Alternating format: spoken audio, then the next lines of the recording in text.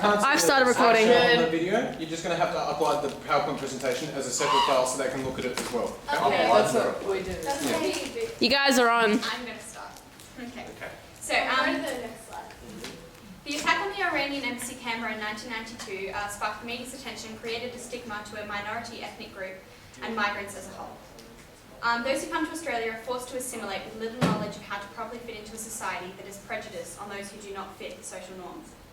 What began as a peaceful protest against the Mujahideen due to the media's coverage became a terrorist attack on the Iranian embassy and the Australian government. Those involved had no voice for their actions and their opinion.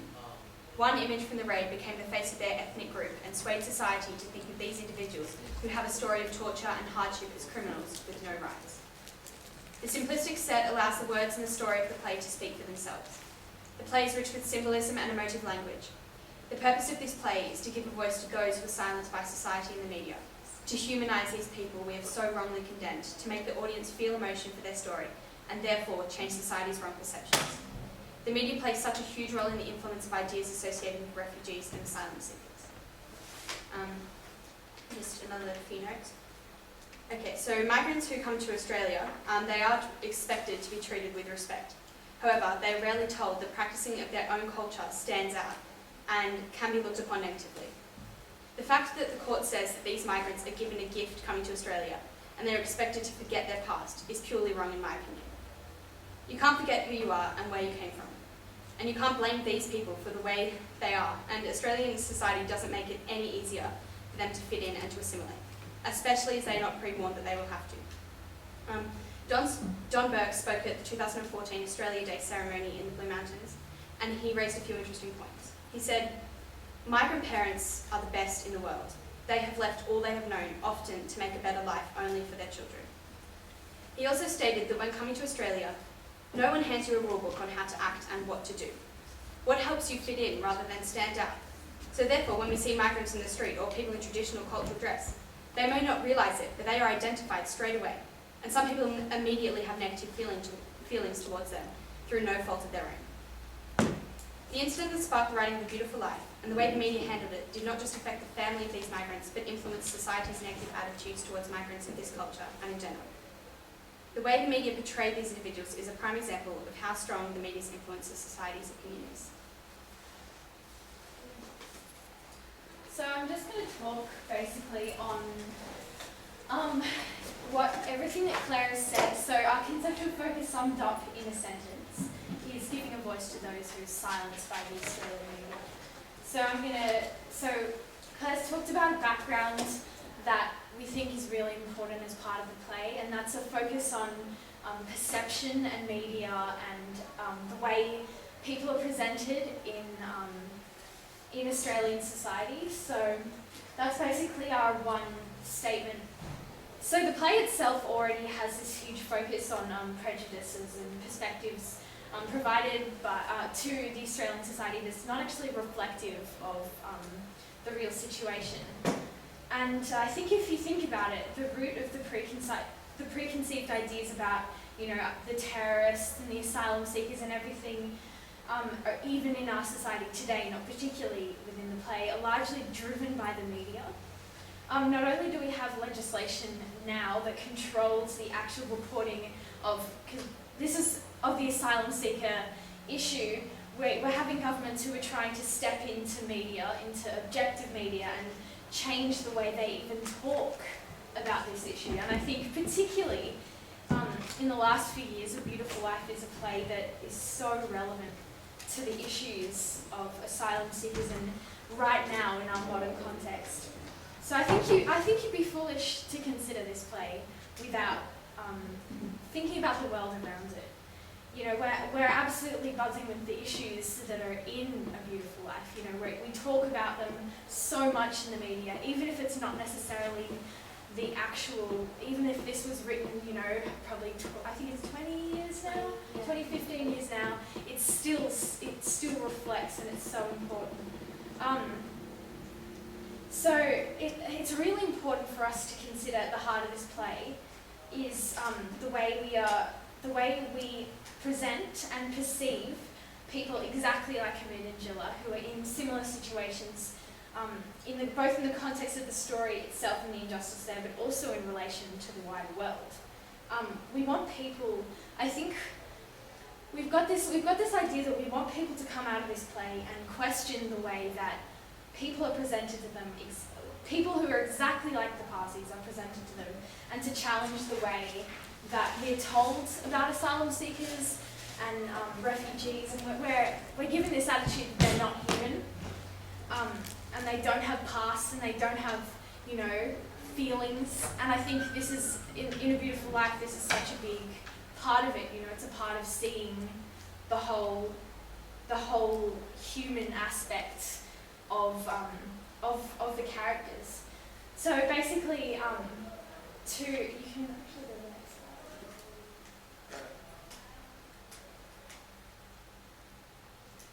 slide. Right. So to do this, basically, we have two sort of steps. So the first is to bring the way that we tell this play in line with our thesis. So I wouldn't call it thesis because we are doing drama. So to bring it to our concept, to bring media to the forefront. So the connection between media, which is present in the play already, is not actually, it's not as highlighted as being the most sort of, we think it's not really at the forefront. So to do this, we've added in, I know Clare will talk about this later, but we've actually added in a stylistic scene. We've got, we don't add in a scene, but over the raid scene, we have a montage of the clips you might have seen from the documentary, The Raid. And through that, we have a sort of very stylized movement piece where it switches between using the projection and the montage of the actual scenes and images and all sorts of people talking on the actual issue at the time, combined with it actually playing out on stage. So that makes sure we're reinforcing that we have a connection to the media and we're bringing that to the heart of our concept. And so the second step is actually it's actually already in the play, really, because it's written beautifully. It provides this excellent groundwork that you shouldn't mess with. I don't think you should hugely mess with the way that they've written this play. I think that's really important. We want to respect the script and the story. So I know I said before we've added in this montage, but apart from that, really, the honest heart of the play, I don't think needs anything changed. So the second step is to provide the audience with a connection to the characters and the story, to understand the Parsis and being human and real people, and make the audience leave with a connection to an emotional connection to the story. So we're already provided several devices that create connection, especially in characters.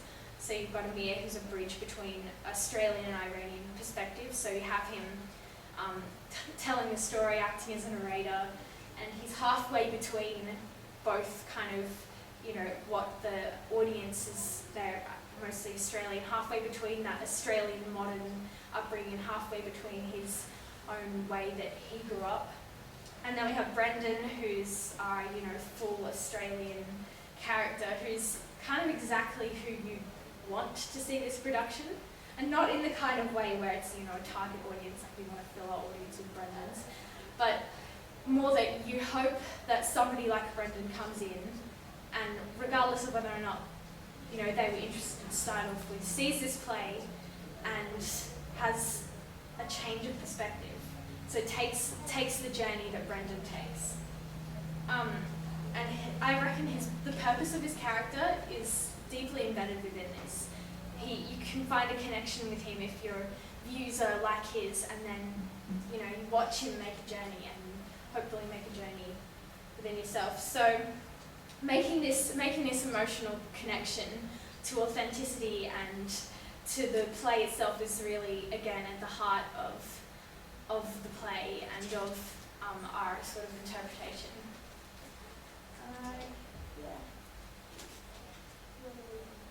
Should you set? I think it's on the next slide. performance. That's fun.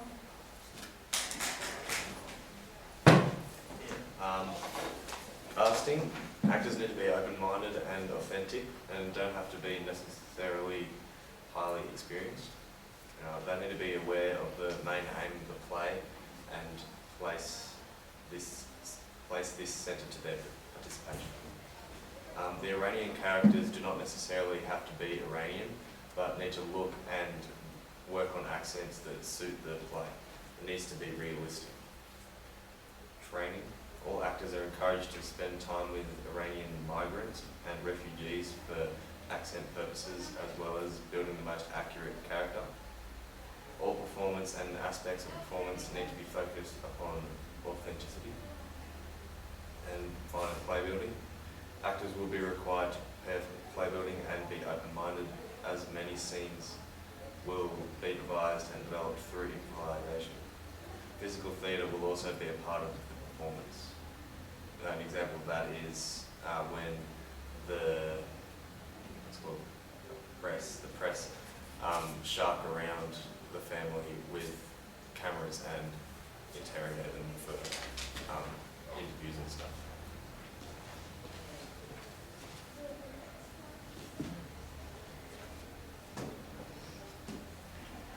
I think we'll just go into design and so that's mine. This is just how we Step. Yeah, it's sort of like a whole bunch of things. So the design, basically it's focused around sort of the 3-tiered system. So we have a very minimalist style. We don't have a lot in set, we don't have a lot in lighting, we don't have a lot in sound. It's all focused upon really the play itself. And the reason for that is it's designed not to undermine the message. We don't want layers upon layers of visual things that might take away from the actual play, because as I said before, at the heart of the play is building that connection between people, and you don't want anything flashy or inauthentic to take away from that. And so all the design elements are kind of built around this to try and help with the purpose of the play. Leo? Sorry. So the performance space. So this is a pretty fundamental kind of thing we've kind of been thinking about. We want our performance space pretty specifically to be. Do you want the camera to come down and I'm coming down. go to the set, or? Oh yeah. But it's got to talk about performance space. We have some pictures in here that we can just put up, because it's not. We talk about this for a little bit. Right. Beautiful. Right. So we want to put the. What do you mean? Just it'll be fine. It'll be fine. It's Yeah. not. There's nothing in the set apart from like. Black. I'll just get it to the Great, yeah. teachers. All right, beautiful. Wow, Yeah, look, so that's so nice. Yeah. Okay. So basically, we want it to be a character works, or a similar theatre style that's kind of a warehouse, because we think it's perfect for your. Are we good? Yeah, we're all good. We think it's perfect for the minimalist and kind of atmospheric style of space and sound, and it kind of feels a little bit like the underdog. Like Character Works feels like a little bit of the underdog, and I feel like this play is a little bit of the underdog. If you know what, if you know what I mean. It's kind of a bit like the warehouse space, and like it's very dark inside, so it's kind of, although it's a big area and it's quite flat, it does feel intimate at the same time in a weird way when you're inside, which will contribute to the play. Yeah, and also there's lots of opportunities for interesting sound and space, as you can see.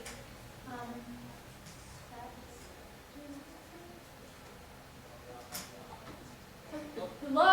Next. Sorry, we're doing things. Okay. All G. So set design. So basically, I've got a model up here that is probably the best reference point for set design, because the box is a bit dodge. So basically, we take the warehouse as it is. You walk in and you walk in kind of a long way in, and you come to your rows of seats. and you walk and you sit in your seats and you've got this kind of intimate space, but you've got a huge sense of space over the top of you and down behind you. And there's nothing on the walls, it's concrete. It's your concrete industrial style walls, but it's still dark and it's still atmosphere and it still feels like you're at the theatre.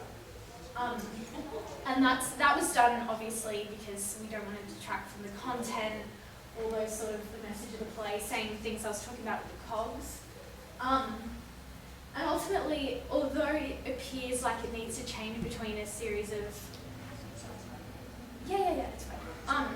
As though it appears like it needs to change and have a lot of set elements, I actually don't think it does, because it's not supposed to be intended like a excessive use of set. So to aid the fact that it's difficult to change between time and place, and you do actually physically need some elements, we have 3 key elements. And the first one is a cage.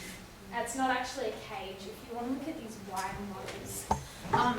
Okay, so I made this one, and it's the right shape. And then Dad was making fun of me, so he made this one, but it's the wrong shape, but it's what it's supposed to look like. So if you can combine the two in your imagination, you will see that it's a cage. Right. So the cage is, it's kind of more this shape. It can be a bed, or, you know. Keep talking. You know, it flips around and it's kind of moves. Keep going. It also, you can shine lights through the back of it and it provides that kind of crisscross cage cell kind of image that can go onto somebody who's standing in front of it. It just creates really interesting dynamics. The second item is the rug. Sorry, we also have the roses. Oh yeah, good one. Good one, Phoebe. No, I'm like, what is my brain? Anyway, this is fun. So, also in the cage is, I'll talk on this a little bit as well, but we have, because the roses is a really important part of the symbolism that we really need to sort of deal with, I guess, because it's a difficult element, especially within the way that the script is written. We have the roses most of the time on the cage, so it's threaded through the bars, or there's a little pot that can hang off it, and you know, it can be moved up so it can sit up, and so it's always present within the cage, sort of. So it's there, and it's always, you know, part of that. The next one is the rug. So there's a large a large Iranian rug, and this is actually an Iranian rug. It's from Tehran. Anyway, it's okay, that wasn't cool. The rug is a really big symbol because in the whole of the set, you have this very stark and bleak. There's nothing lavish. There's no colours or anything. It's all sort of, and then in the centre you have this rug which is really elaborate and ornate and colourful and beautiful, and it's sort of a symbol, it becomes a symbol for, sorry guys, I can hear you. Next slide. No, can you just, if you want to, sorry, can you not talk? Like, it's really distracting. Sorry, you can go down if you, alright, sorry.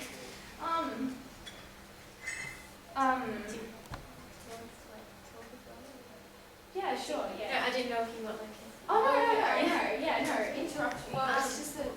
Yeah. Well, it's kind of like the rug is like it'll act as a symbolism of how like especially Stephanie and Brendan, they'll just walk across it like they don't even see it. So it's kind of a little bit like, you know, it's symbolic of the fact that a lot of the time Australian society just walks past these people and doesn't even care about their culture and doesn't respect that and just doesn't even care.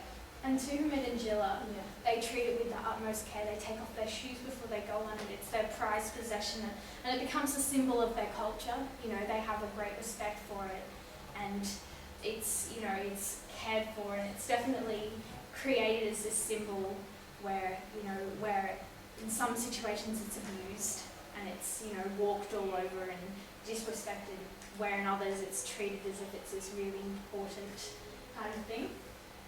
And then we have Amir's stool, who sits in the corner when he's speaking to other people, or minor. Okay.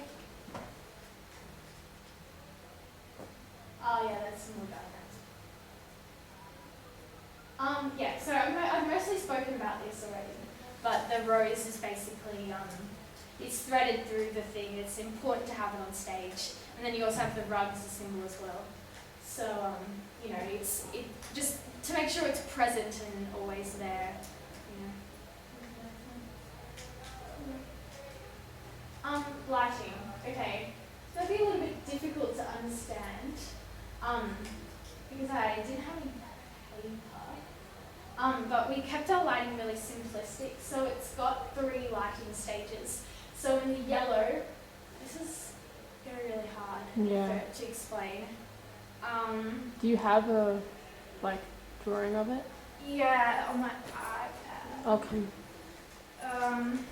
I think if you do it by colour and then put the slideshow up. Yeah, it's got a key there, but it's just I put it all in, you know, mid to downstage full, and it's also, it's not the colours there, Right, okay. Do you want to get the picture up and I'll come? Yeah,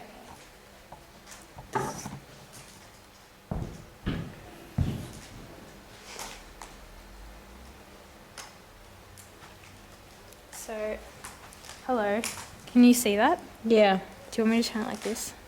No, I can see it either way. Okay, so we have, in the yellow, we have our kind of normal yellow wash, not particularly yellow, but you've got it in 3 stages. So you have a centre, mid to down stage, and then a full stage left and a full stage right, and you can swap between those.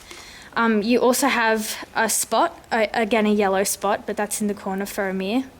And then there's also an LED spot in the centre, and that's used for isolation scenes, scenes that are dream-like scenes in the cell, particularly where you need to isolate one character, because the LEDs are really bright and stark and white, and it gives a really good sense of atmosphere to have a character alone in this LED kind of bright light. It's kind of fluorescent almost.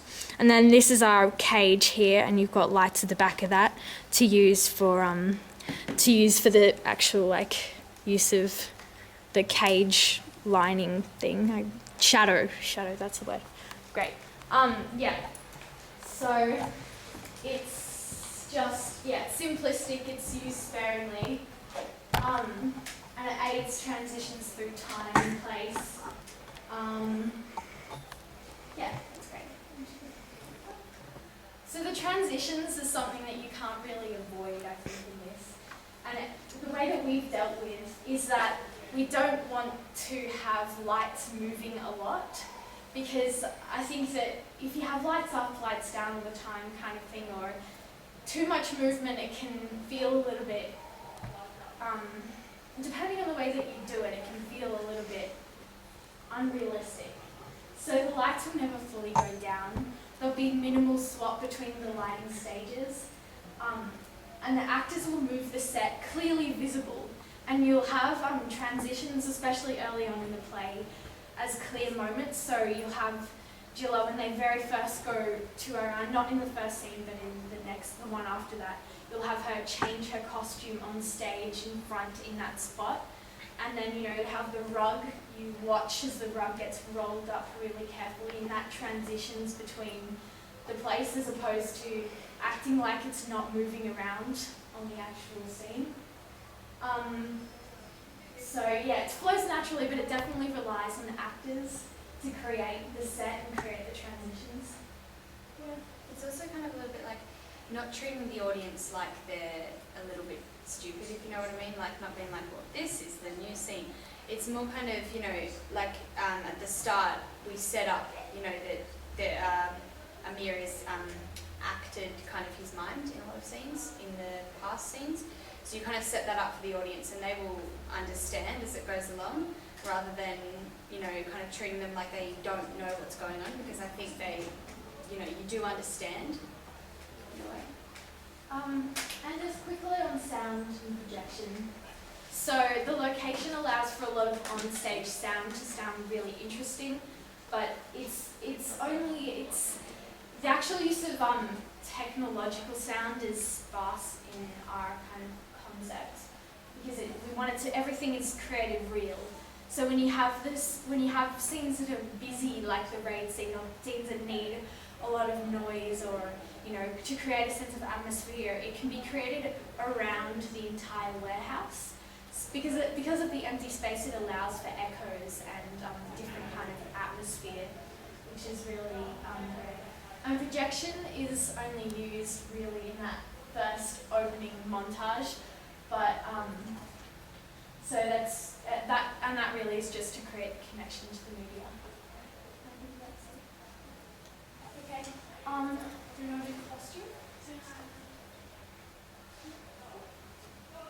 Can I just get you a kind of Do you want me to come get? I'll come get close-ups. Oh my gosh, this is the worst. So basically, the reasons I've done costumes the way I have is because all the scene changes and transitions, they need to be seamless, and you can't have actors who play other roles to change really, really quickly because it happens in matters of seconds. I've used costume symbols to represent things, so I've used Jilla to represent the transition between Australia and Iran, and that's used with the headscarf, which transitions into a scarf in Australia. So, and also she wears a blazer in Australia to cover her traditional Iranian dress. And I've used Amir as kind of a time lapse thing. So the play actually goes for over 6 years, and so I've kind of used Amir to represent that. So when Amir's 13, he wears kind of loose baggy clothes and like a loose t-shirt. But when he goes to around about 17, he wears a black tight-fitted t-shirt just to represent kind of changes in age and things. And then when he's around 19, he puts a jacket on. And all of these symbols and transitions are just to help kind of pull the play along with the changes in time and place and help the audience. The blazer that Jilla, while in Iran, especially in the party scene, this is what Jilla's wearing. It's a pink shirt with kind of, it's gold and silver embroidery, and it's got like, it's really gorgeous. And then she has a long flowy skirt, and everything she wears is long sleeve to represent cultural values. But then we've got Amir, who he's kind of been brought up in a westernized type of, well, he has been brought up in a Western country, and so he kind of has different values to his parents. So he will wear t-shirts that show more skin, or he'll wear tighter clothes that show, like the black shirt that shows off like his arms and his, him. But where Jilla's, everything's flowy and respectful of her culture. Stephanie, this is kind of a juxtaposition between Jilla and Stephanie, because the skirt that Stephanie wears is a tight pencil skirt, and she does wear kind of your typical Australian lawyer kind of attire. And when she is, during the play, she'll be wearing a black blazer and a purple blouse underneath, and her hair will be really slicked back into like a really tight ponytail. But then halfway through scene 3, she has to transition into Penny, and I wanted there to be a change, but I didn't want it to be too big.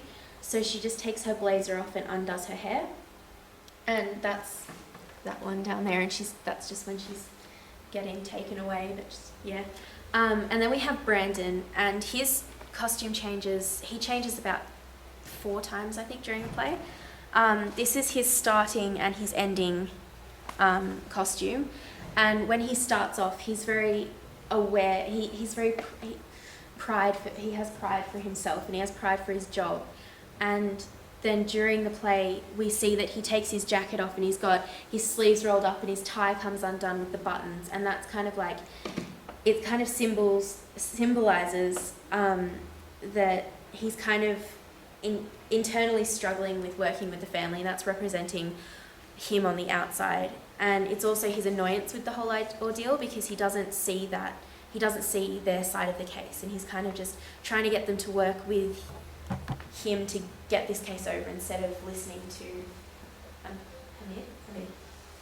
And then this is where Brandon turns into James, and that's in the same as when when Penny's there as well. So Jilla's hair also changes during this, and you see that at the start she has a bun, but then it kind of gets messier and messier during the play, and at the end it's just kind of falling out of her, like her hair's falling everywhere. Jilla not wearing a headscarf not only helps with the transitions, but Whilst in Australia, I believe it also creates a cultural barrier, especially with prejudices in everyday life laid upon people with these type of beliefs. I don't see it as her succumbing to these sorts of prejudices. I just see her trying to adapt and fit in with everyday society. And yeah,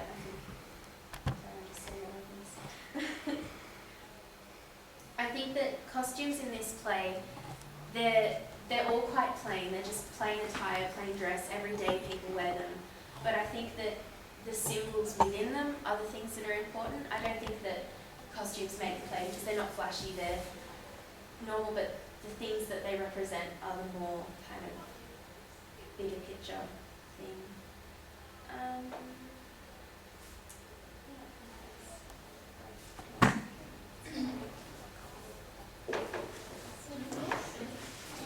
So I was focusing a lot on performance and that kind of thing. So as Tom's talked about casting and characters, I'm just going to talk us through a few scenes that we were thinking of doing. So obviously the prologue is our kind of introduction to the play, and it introduces Amir and this whole concept that we're in different times and places. So Amir will be sitting on a stool at the front and he'll be watching the scene. So Jill is walking in with a rose. And he'll be watching that, so the audience gets that feeling that, okay, so he's in a different time and place, he's watching the scene, and then as we go into, we go straight into Canberra 1992, he will like join the scene, so they kind of understand that from the start.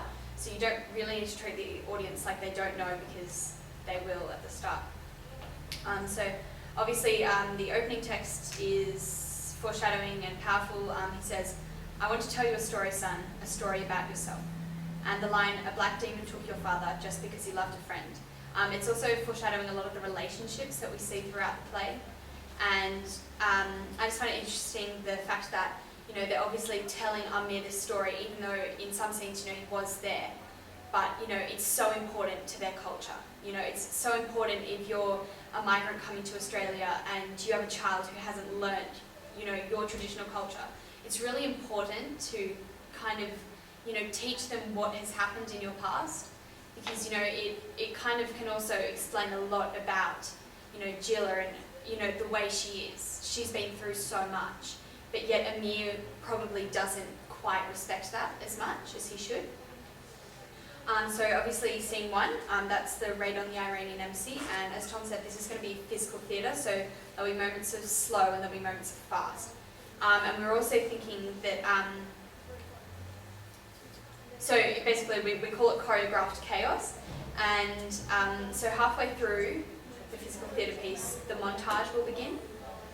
And basically the montage will be not just the headlines, but also from the documentary when you see the real people, so you can actually kind of see, we probably will draw on some of those verbatim moments, so you can see, that these are such real people, like this is such a real story, and a lot of the time some people might not get that straight away. So from seeing the montage, we'll probably show a very interesting scene where the people who were actually involved, he says, I know what I did was wrong, but he wants to tell us why, because a lot of the time the media just condemned him, and he didn't have a chance to kind of tell his story and, tell his story of hardship, and that was kind of the driving force behind what he did, so he doesn't, get to tell people.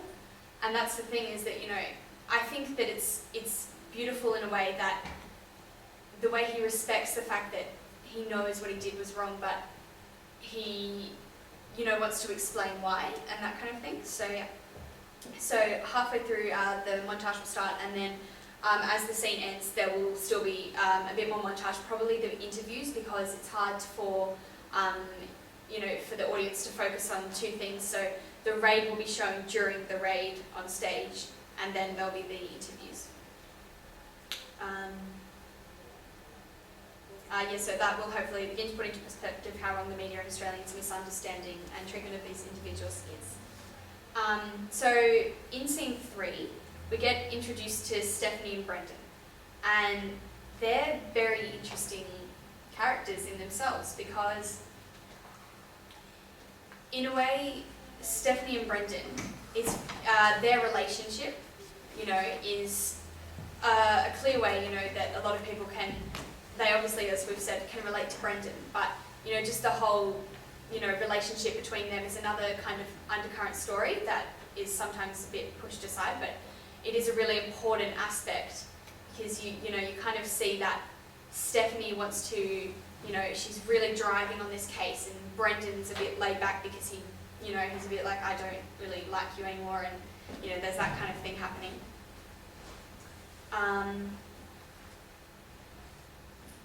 Yeah, so obviously this is kind of where the important relationship between the Iranians and the lawyers is set up, especially as through the play, the Iranians don't really get the Australian law system, which in a way it's very interesting because you kind of see that they are kind of pointing out a lot of the flaws in the system. You know, there's points where there's been a ruling, and then they say, no, actually we have to go to trial again. And they say, no, but they already made a decision on us. And, you know, that kind of thing, they just don't really get it, you know, and that's really interesting, because some people sitting in the audience probably won't really kind of understand what's happening in kind of the law aspect of it as well. So obviously Stephanie and Brendan, in that scene, we're going to have it, you know, in, you know, kind of not always been like, this is a different time and place, because we understand after the raid has happened that obviously they're going to need to be in, you know, somewhere. So it can just be them standing, them sitting on stools, that it's a conversation between two people, and it's just setting up relationships. And the most important thing in this scene is the text, because we start to see and understand the characters. Scene 4 is the press conference, and obviously this scene also, as Tom said, involves physical movement. And, you know, it's portraying how the media, they are like sharks, you know, physically and, you know, just being the media themselves. But it's also kind of like, you know, it's kind of showing how they swallow their victim and they confront them. You know, and we see that all the time on the news, but it'll just kind of hit home that it is really confronting when you have so many cameras in your face. And, you know, so obviously this will hit home because the concept of the production was to give a voice to those who are silenced by the media. And they will be holding hand on time. I was getting onto it. So the actors will be holding handheld lights. So that will kind of be, it'll be all over, you know, his face, and he will be, you know, it's just kind of showing how confronting it is. And that's also kind of an aspect that it'll help with not having too much lighting in that situation, because if they're all holding lights, then, you know, they're kind of providing the lighting as such. And the handheld lighting, I forgot to mention, is actually quite a big aspect. It comes in and out quite a bit, so we do use quite a bit of handheld lighting to try and avoid you know, a lot of downlighting, and it's really interesting to create atmosphere and shadow, to have somebody on stage, especially like chorus members or members of the ensemble, you know, using the light is really interesting. So scene 7 is a flashback scene, and so obviously Amir will be sitting on his stool at the front, and he will be witnessing what's going on, and Gilla will obviously have her headscarf on, so that will kind of show. And the cage is going to be used as kind of like, the lighting will help that, like it'll create reflections and that kind of thing, but the cage can also be in a lot of the scenes in Tehran where they're in the prison, and then you kind of understand what's happening. So basically this kind of, scene 7 explains Masood to the audience, and, you know, his kind of role in the effect it had on Gilla and Hamid's relationship. And I think this is also where you kind of see that Gilla is such a strong character. Like, she really, as much as, you know, culturally a lot of people will say, you know, as an Iranian woman, you know, it's kind of the balance that, you know, the man and the woman have in their relationship, but you really see Jill as such a strong character, and, you know, she has things to say as well. This will also kind of give the audience the insight into the politics of Iran and, you know, the regime of the Mujahideen regime and that kind of thing. So basically, wait. Yeah. So in scene 7, obviously they are in Iran, and this is a scene not in the prison, so they won't have the cage out, and they will be treating the carpet with great respect because they are obviously back in Iran, so it's still very important to them. So in scene 12, this scene's a bit difficult because there's 2 locations. So we have the prison, and then we have the Canberra Court Centre. And basically in this scene we see the vital response from the Australian government to refugees and their unjust treatment. So basically they hear the story of these Iranians, and they respond with, our country has separately responded to the accused in a sympathetic way by allowing them to come to this country as refugees. And we are allowed to ask for some things in return. We are allowed to ask them to leave national disputes behind them. And that's kind of a big thing for them to say that, you've come to this country and you can't practice your culture because that doesn't come in line with what we want you to be doing. And, that's a big thing for them to say. So we've kind of come around this by having the cage down here, and the light will be reflected. And we will have that interaction. But then we will also, obviously have Stephanie and Brendan in their, lawyer outfits, so you will see what's happening in both contexts at once. So it is kind of difficult in that sense that sometimes it just has to change like that, so you can have 2 kind of locations at once. And then the other scene that we were just going to talk about is scene 13.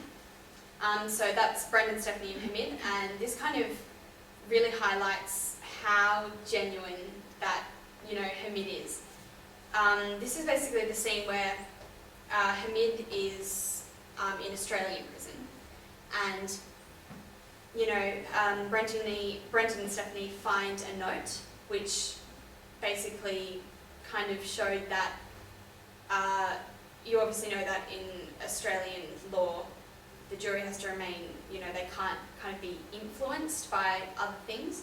And they found a note that the wife had left that said, find those guilty bastards kind of thing. And immediately Hamid says, no, don't worry about it. Don't go and change what has happened, because he said, I can practice living a beautiful life in here, and I can survive a year of Australian prison, which that's a big thing for him to say. And I think that will really hit home to the audience how real these people are and how genuine they are, because he had the humility to say, yeah, I know what I did was wrong, and although I know that the media did make all of this ha-hoo about it, but I know that I can just survive just a year in here. And that's kind of a really beautiful scene. And that's also over here, I'm going to practicing a beautiful life. So